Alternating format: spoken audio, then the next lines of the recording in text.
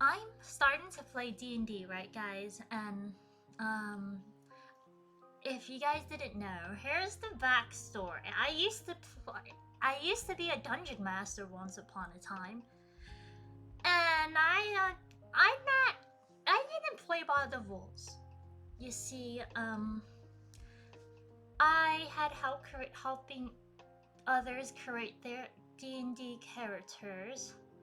Yeah, I was a DM, but before you get too excited, I was a really chaotic DM. I created a whole bunch of NPCs, and I created all of them OP. They were overpowered, and I didn't follow any of the rules. I made up the whole world, and I created all the creatures, and they had like infinite health and infinite power. I wasn't. It wasn't the best. So let me tell you about my world that I created. That's pretty funny. So in this world, right? It didn't. It has magic, but no technology. So there's no phones or whatever. You had to like. You had to. It was mostly storytelling. So you can have telepathy, you can have like magic, and that's how you talk to people, and then you can time travel, and you can do all this stuff, right? So I prepped my players. It's like, hey, and this world is really chaotic. I didn't know you were supposed to have a campaign story. My main thing is just survive through the chaos, right? um, Let me paint the picture. In this world, it was like you had to jump through different portals. I think you might be referring to the characters Tina from Borderlands. I'm not sure, I haven't played it or saw it. But what's that? When I was going through the world, I was telling them there's woods, there's towns, there's people and merchants. If you talk to them, let's see what happens. I didn't really do much planning beforehand at all because I'm an improv storyteller. And I usually remember things socially, especially when it comes to stories, because I dream a lot and I have super vivid dreams. So whatever happens, happens. Whatever mood I'm in. So, um, at one point, we had one of the merchants. There was like pickpocketing all the players, and they had only the players had to roll.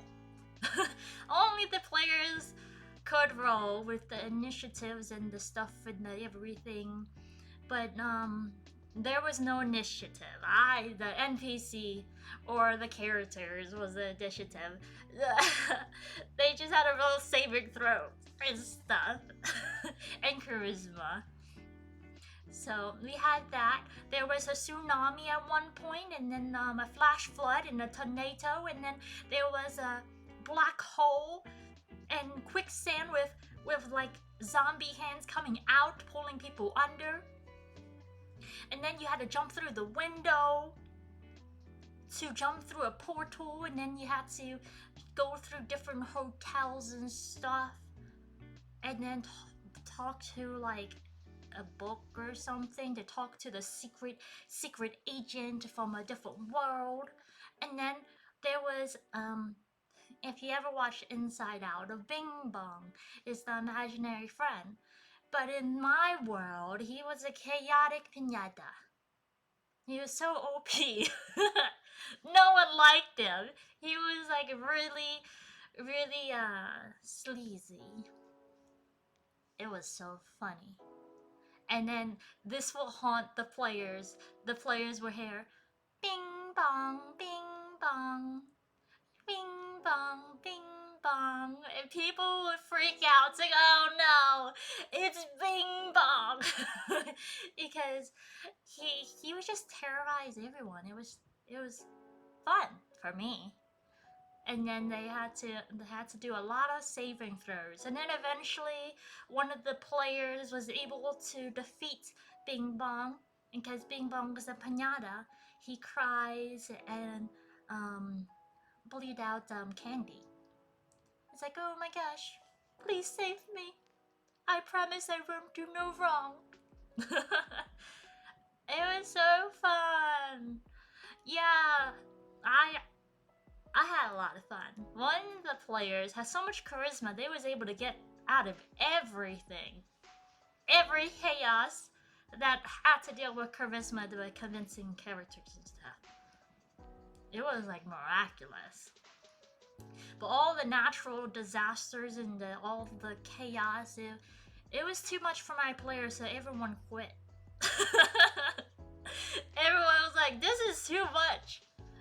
One of the characters was like, I don't know how to jump out the window to go to a different world with the flash flood and the tornado and the quicksand. And I was like, oh my, that's valid. Well, I can create a thing for you that could magically help you. And then another player quit when they was grabbed by quicksand, and I was like, you can do a saving throw. And I think that character actually didn't make it. And that person didn't want to create another character. And I was like, that's the point of D&D, is to create infinite characters. Yeah, my players got too attached. And I was having too much fun.